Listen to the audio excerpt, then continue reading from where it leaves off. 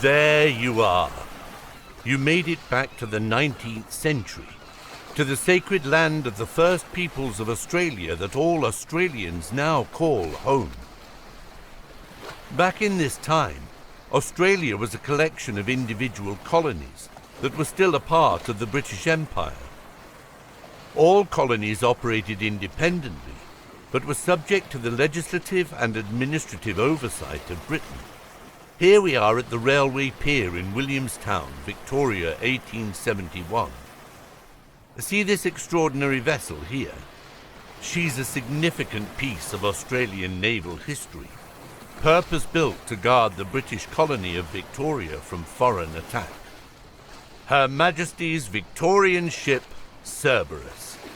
It would later be renamed Her Majesty's Australian ship Cerberus in 1901, after Australia became a federation and the colonies combined their navies to form the Commonwealth Naval Forces, which was the Australian Navy.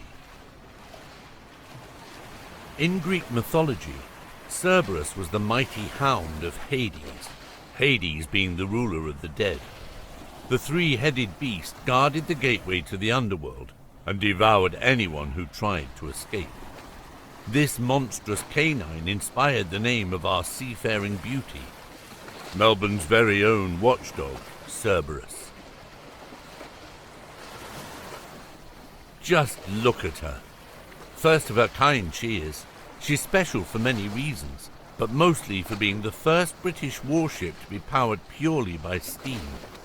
She was the first ship in the world to mount rotating gun turrets on a central superstructure. Cerberus had a low freeboard, meaning there was a short distance from the waterline to her upper deck, and a flat body or hull.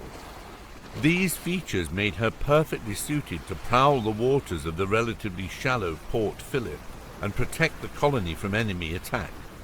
Not restricted to the shipping channels, as would be an attacking force, being heavily armoured and fitted with powerful guns, Cerberus owned Port Phillip. Now, you may be wondering, how did this man of war make it to the railway pier all the way from England? After all, sailing out on the high seas was no easy feat. Why not see for yourself? Let's go back a little further in time to catch a glimpse of Cerberus's maiden journey.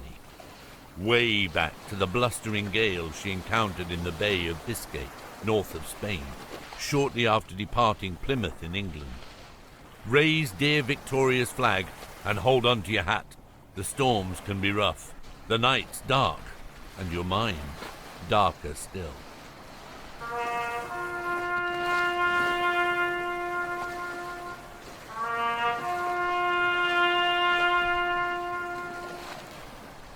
Ah, it's time to raise steam.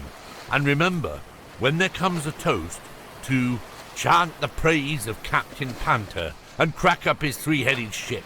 2 heads than one are better, Will. We doubt that 3 are better still. Especially in beasts of flight, it aids a more effective bite.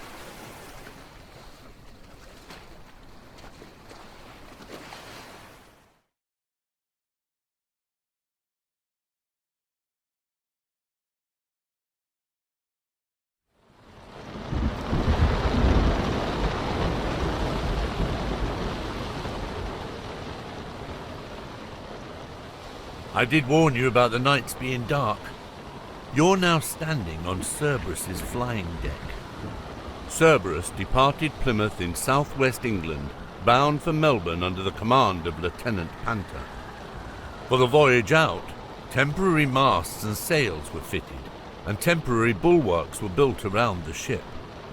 Unfortunately, upon reaching the Bay of Biscay, just here, north of Spain, the crew encountered tremendous weather. Strong gales pushed Cerberus's seafaring abilities to the limit, and there was a sense of anxiety on board. With more weight above the waterline than below, there was concern as to how the newly constructed turret ship would manage out at sea. This young fellow is none other than Fleet Engineer James Brakes, whose naval career was closely tied to Cerberus. Serving aboard the ship for 34 years in total, Brakes worked his way up the ranks from a junior engineer on Cerberus's Maiden Voyage all the way through to fleet engineer, retiring from the Commonwealth Naval Forces in 1905. Here he stands, only 22 years young, his entire naval career still ahead of him. As you move through time, Brakes will be here to point you in the right direction. Ah, Lieutenant Panther mentioned you'd be joining us. Welcome aboard. Naval engineers weren't just in charge of the machinery of steam vessels. They were qualified officers appointed to plan and direct an attack or defense. An extra pair of hands on deck couldn't have come at a better time. The storm doesn't look to be clearing anytime soon, and our coal supply is dwindling. Lieutenant Panther requests that you make your way to the Stokehole down in the hold deck. Thomas Webb, a good lad and fine stoker, shall help you see to your duties. Go on then. Looks like you're the new stoker on deck. Down to the Stokehole we go.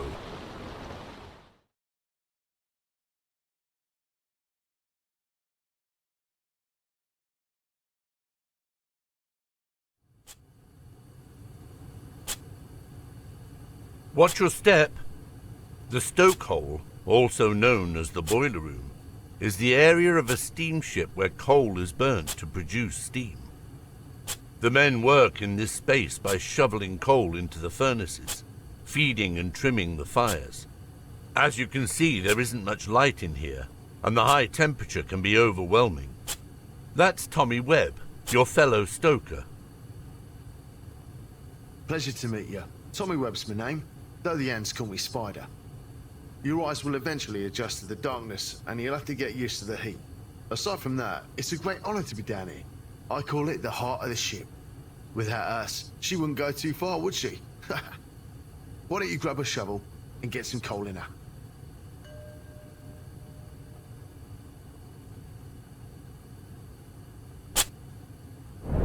Brilliant. That's the way. Are you sure you've not done this before? If I didn't know any better, I'd say you were a stoker in a past life. Did you hear about HMS Captain? The whole ship tumbled right over. Tragic, really. Nearly the entire crew gone. Just like that. It's troubling, you see, because HMS Captain was a very similar type of ship to Cerberus. Between me and you, some of the Ans are scared the same will happen to us. Heard him talking about it over brew and bread yesterday at the mess table. Even heard whispers from some planning to desert the ship as soon as we get to Malta. Don't know if that's wise, but can't say I blame them. Fear can plague the minds of even the bravest men of warsmen. HMS Captain was a turret ship that endured a tragic fate in September of 1870. A raging storm caused the poorly designed vessel to capsize and sink, taking close to 500 lives with her. Only 18 crew members survived the incident, making it one of the Royal Navy's greatest peacetime disasters. Unlike HMS Captain, Cerberus was able to continue on her journey from the Bay of Biscay, arriving in Gibraltar with only 5 tons of coal on board, and having burned 40 tons per day. Upon receiving a fresh supply of coal, the crew carried on to Malta, where some desertions by Cerberus's crewmen took place due to concerns about the ship's seaworthiness. While a few men were sent to jail as a result, most of the deserters returned or were replaced to continue the journey. Although the weather conditions were rough at times during the Maiden Voyage, the crew also encountered fine weather. When the ship reached Port Said, the crew successfully passed the vessel through the Suez Canal, raising the Victorian flag to have the ship recognized as a man-of-war by Egyptian authorities, and therefore pay a smaller transit fee. All in all, the Maiden Voyage lasted 5 months, before the ship eventually moored in Hobson's Bay, Australia. There, the crew was warmly greeted with a hero's welcome. Why don't we have a look at what life was like aboard Cerberus after she reached Victoria? Come along another 7 years, to 1877. But you best be warned, during this time, Tensions were rising between Russia and Britain, so expect talk of war and keep your eyes and ears open.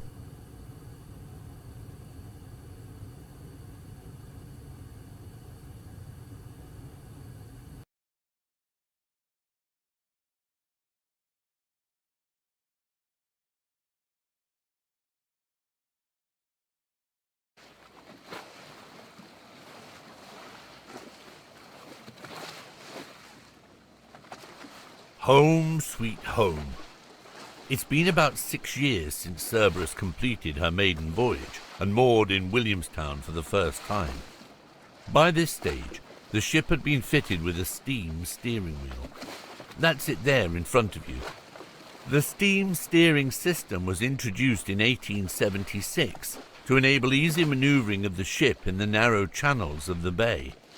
Unlike the manual steering wheel, which needed up to 10 men to operate, the steam steering wheel could be operated by 1 or 2 men. The crew was now under the command of Captain Mandeville and had grown accustomed to a steady routine. But the situation between Russia and Britain was far from steady. Following the Crimean War, media headlines in Australia continued to amplify war scares, and a lingering anxiety could be felt across the colonies. The Crimean War was rooted in religious conflict between Catholic and Orthodox groups, including Russians, over access to Jerusalem and other places under Turkish rule. Britain joined the war against Russia to protect its own trading interests with Turkey. Over 20 years later, Britain stood at the brink of a second Crimean War with Russia, due to Russia's unrelenting attempt to expand its influence over the Middle East. The possibility of war reaching Australian shores was not to be taken lightly. The Cerberus crewmen had to be constantly on guard and committed to ensuring that they were prepared for any unforeseen action by the enemy. This involved taking Cerberus down the bay for regular shot and shell practice. There's Mr. Brakes. It appears that his years on the ship have seen him age a little. He now holds the rank of First Assistant Engineer. There you are. I assume you've read the paper today. The situation with Russia is looking rather bleak. The crew shall need to be prepared for all eventualities.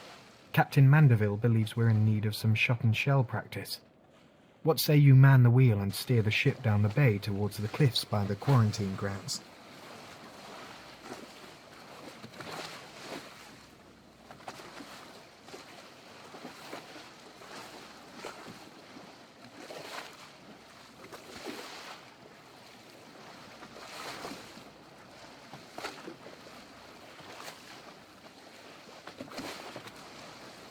There you go. Well done. Your exceptional control of the wheel and faultless steering of the ship would make you a fine helmsman. In a few moments, the bugle will sound, signalling that the ship should be cleared for action. Captain Mandeville has ordered that you proceed to the aft turret to commence the shot and shell practice. Ah, sounds like you're about to experience what it's like inside one of Cerberus's 2 gun turrets. The turrets are the low armoured towers that house the ship's largest guns on the breastwork deck. Each turret measures 6.4 meters in diameter.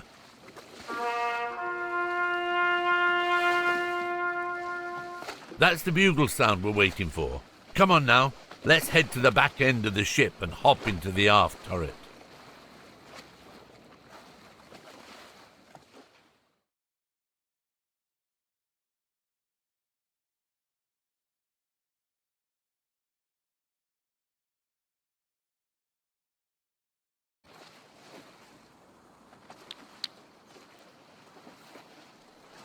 Would you look at these magnificent guns? Cerberus was fitted with 4 of these beauties, 10-inch rifled muzzle-loading guns weighing 18 tons each. There were 2 in each turret. We've raised the turret roof here for the sake of virtual reality. The turrets were rotated by steam, or manually if the boilers were not lit. This is the turret captain, Charles Tubb. Good to meet you. Mr. Brakes has spoken very highly of you. While you're only in the company of Tub right now, in reality, each gun crew consisted of 15 men per gun, as well as the turret captains. 7 men stood inside the turret and the rest outside. Each man fulfilled his own role in loading and firing the gun. The men outside the turret would first carry out various tasks to ensure the ship was ready for firing. This involved taking the covers off the gun ports, as well as removing the glass skylights and ship's railings on the upper deck to clear any dangerous obstructions in the firing path. Other men would be beneath the turret, passing up shells from the shield deck below. Each shell weighed around 181 kilograms when filled with gunpowder. The shells were passed into the turret through an opening on each side of the turret called the entry port, which you can see to your left and right. Inside the turret, 2 men stood on the loading platform and first sponged the inside of the barrel to clean and cool it. The shells were hauled up from below and then through the entry port by 3 men, who moved them to the gun's muzzle via a transporting rail. A cartridge of powder, a shell, and then a wad were rammed down the barrel together. The wad was a ball or cylinder that acted as a stopper to keep the shell and powder in place. 1 man stood in rear and was in charge of the gun. Another man, the gunner, also stood in rear and regulated the movement of the gun. In this case, you have been asked to fill the role of the gunner. Let's assume that the guns are loaded and we're ready to go. The sail target is positioned on the cliff and can be seen through the turret openings or gun ports. You'll need to elevate one of the guns and aim at the sail target by pulling down the elevating gear to adjust the gun's positioning. While you're down there, I'll be standing in your current spot and peering outside, above the turret roof, to align the sights.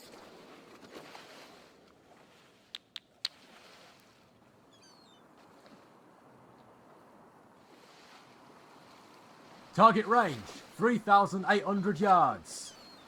Pull down the gear in front of you to elevate the gun.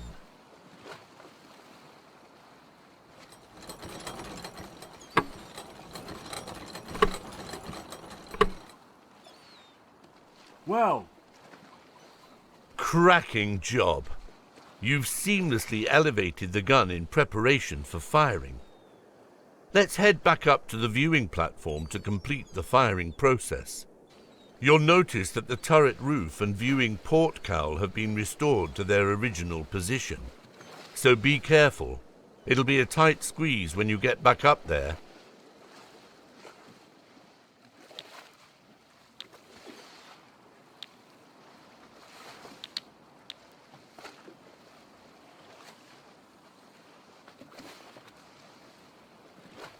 See? Not much wiggle room up here. The hood that you're peering out of is the viewing port cowl.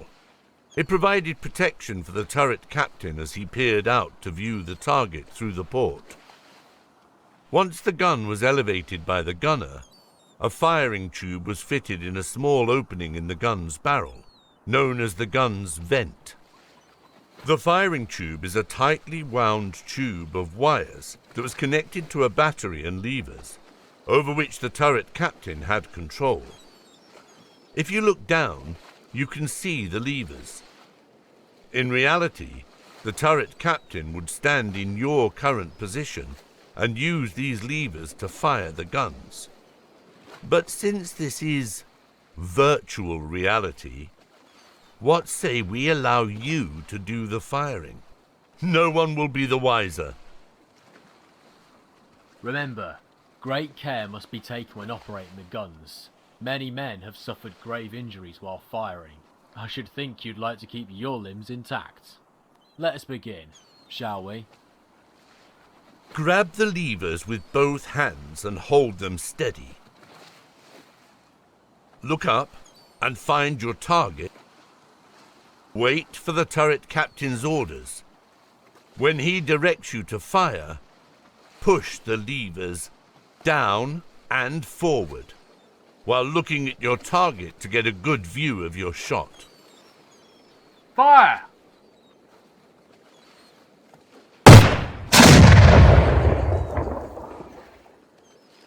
An impressive first attempt as a gunner. I don't say this often, but you have a seamless manner with a gun. Job well done indeed. Harder than it looks hitting that target, isn't it? During a shot and shell practice that took place here off the quarantine grounds in the 1870s, one of the shells fired overshot the Mornington Peninsula and was found at Cheviot Beach over 100 years later in 1985. I'd say it's time for us to head home. Get the deck scrubbed and enjoy some supper. Well, you've made it through your first shot and shell practice. Before you know it, it'll be lights out and you weary sailors can turn to rest. You're going to need all the rest you can get. We're about to move forward another 11 years to 1888. The war scares are far from over, but you shouldn't fear.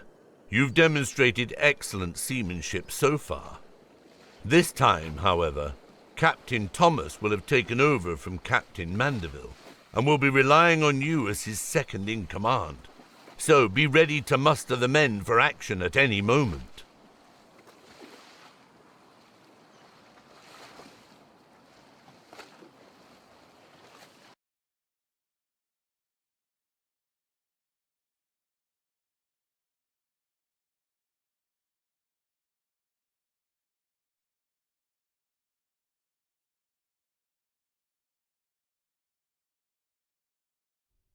It's 1888, a year in which Cerberus was under the command of Captain Thomas. There's the man himself. Right now, you're standing in the captain's day cabin. Fancy, isn't it? So seeing as nobody but the captain was permitted in this space, what might you be doing here? Well, you're now the executive officer and second in command, a role that, at this time, was filled by Lieutenant Commander Stuart Messam in an acting capacity. As the executive officer, every member of the crew comes under your care and responsibility, except, of course, the commanding officer, Captain Thomas, to whom you report. The captain has just summoned you to his cabin for a private meeting. Despite looking quite proper in his spotless uniform, the captain had a habit of wearing trousers hitched remarkably high, along with a midshipman's cap. He was a good-natured fellow who was quite the character. But when it came to putting on his captain's hat and getting down to business, Captain Thomas was an exceptional naval commander for Victoria, though his troubled expression is a tad concerning. Lieutenant, I'm afraid I've received a rather troubling telegram from Admiral Fairfax, commander of the British fleet on the Australia station. As I understand it, both submarine cables between Banyuwangi and Port Darwin have either been cut or broken simultaneously. Communication with Europe has been disrupted. Banyuwangi is located at the centre of the east coast of Java in the Dutch Indies, now known as Indonesia. It was a peculiar thing for two cables that were 400 miles apart to break at the same time.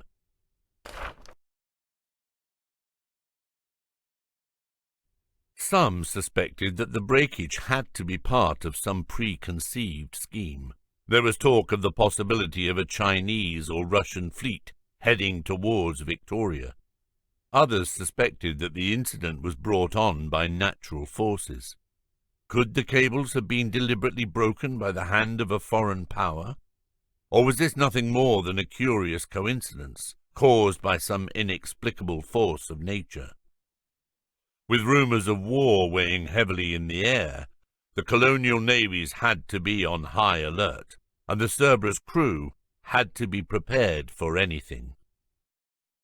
Between the two of us, Lieutenant, I see no reason to fear that the breakage was anything but the result of an accident. In saying that, we mustn't be complacent. The incident warrants a preemptive response to even the remotest contingency. We must exercise vigilance in guarding the entrance of the bay. Given it would take more than a week before the cable could be repaired, and with no communication with Europe during this time, This was a reasonable and necessary response. Admiral Fairfax has directed from Sydney that we prepare the Victorian fleet to defend against attack immediately. Cerberus, Albert, Victoria, and the torpedo boats must be readied for sea. They shall proceed to Queenscliff. My attendance has been requested for a special meeting of the Cabinet on Saturday afternoon. I suspect I'll return with further details. In the meantime, we'll need as many men as we can muster. Oh, and Lieutenant, I believe it would be wise for you to communicate closely with Mr. Briggs. He'll be instrumental in ensuring that the ship is in working order. Talented man, that Briggs. With a skeleton crew on board all the ships, the task of mustering the men on a Saturday with little notice was a difficult one. The captain is clearly confident in your ability to fulfill your duties as the executive officer.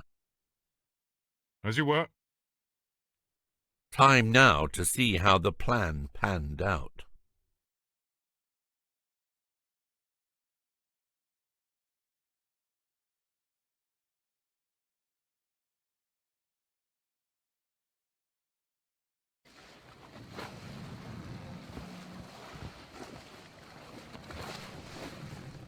A glance around the flying deck reveals a few changes to the ship, the most notable being that the deck itself has been shortened. Additional components had also been added by now, including a pair of searchlights. One here next to you, the other fitted at the other end of the deck. A single military mast with a fighting top has also been added. This enabled the crew to see farther when looking for enemy vessels. You'll no doubt have noticed these marvellous Nordenfeldt 1-inch 4-barrel machine guns. Cerberus was fitted with 4 in total, 2 at each end of the flying deck. These guns fired projectiles which could penetrate the boilers of enemy torpedo boats, thereby disabling them. Once the special meeting of Cabinet had taken place, Williamstown became overwhelmed with rumours that war had broken out in Europe. Captain Thomas was pleased that you managed to muster enough men at such short notice. Families gathered in crowds to support the sailors, looking on as they boarded the vessels that now stand together here at Queenscliff, forming a strong, united fleet. Cerberus has been joined by HMVS Albert and HMVS Victoria to help defend the Victorian colony in the event it is attacked by a foreign enemy. On this particular night, 3 days after the telegram was received, a planned practice attack was underway as part of a drill. The torpedo boats in the distance represent the torpedo branch of a hostile squadron, forcing a passage through the entrance to Port Phillip against the fleet. That's Brake standing by your side, slightly older than we remember, and moving up in his career. Lieutenant, I fulfilled your early request and can confirm that the ship is in working order. I've attended to the steering gear, so there should be no further issues with leakage. I've also ensured that the electric lights are working smoothly.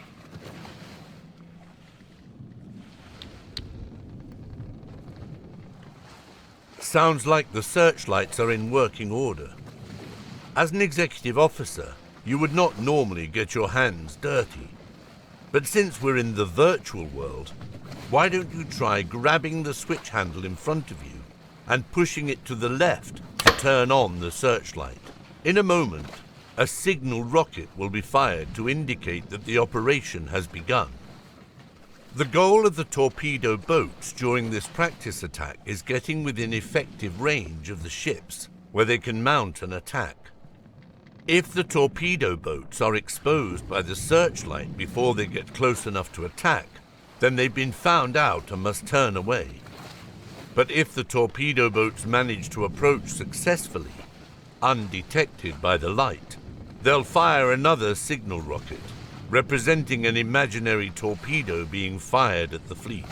There's the signal now. Here we go. Grab the handles of the searchlight and rotate it to illuminate the torpedo boat before it gets within effective range.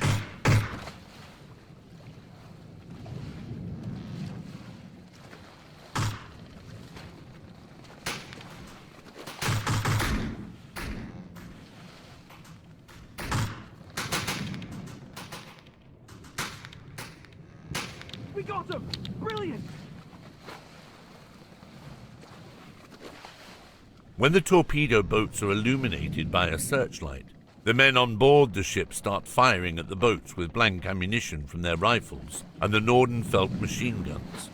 There's a Nordenfeldt gun right here next to you. Why not have a go at firing the gun at the torpedo boats? They say you haven't lived until you've fired a Nordenfeldt like this. Push the lever back and forth to fire.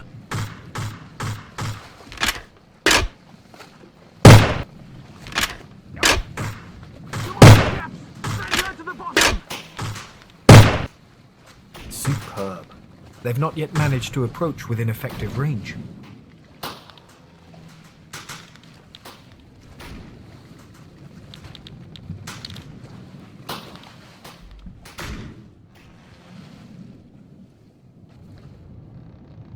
I trust you are pleased with the crew's performance, sir. There is rumored to be an attack upon the batteries either tonight or in the morning. I should hope the response would be just as smooth. As the executive officer, you've displayed confidence and fearlessness on behalf of the colony. A job well done.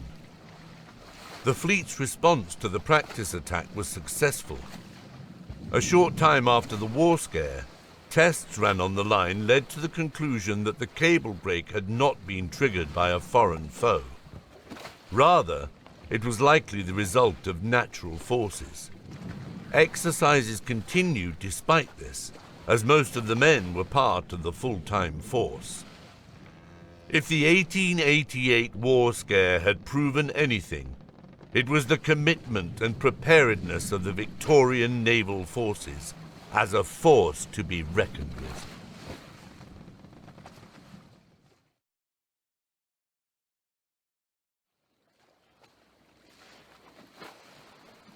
What a journey we've had. From Cerberus's maiden voyage in 1870 right through to the war scare of 1888.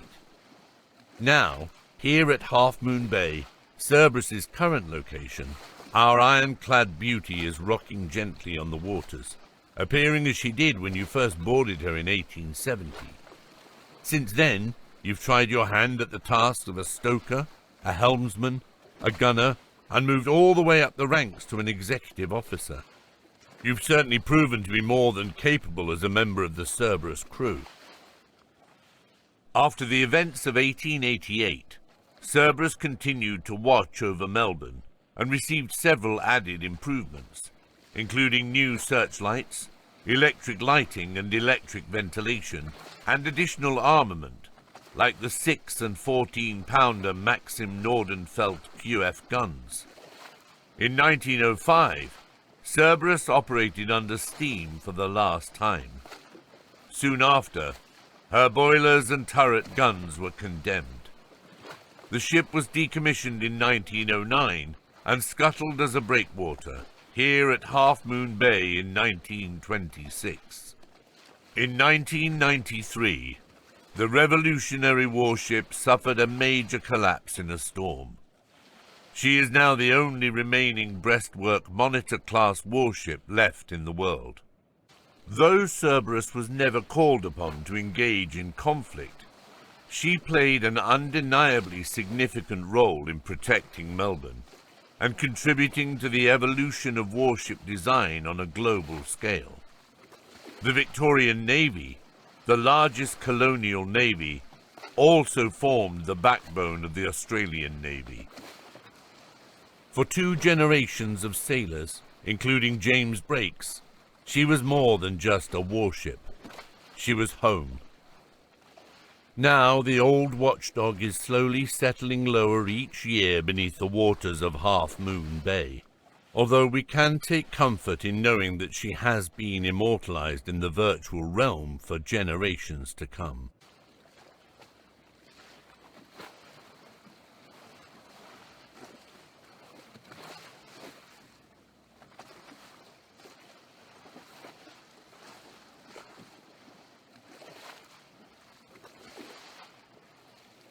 In the words of Australian artist and poet Commodore Dacre Smythe, HMVS Cerberus is the pride of Victoria, star of her navy, Last ironclad monitor left on the Earth. Now, just a breakwater, rusting and waiting. Waiting and hoping to have a rebirth.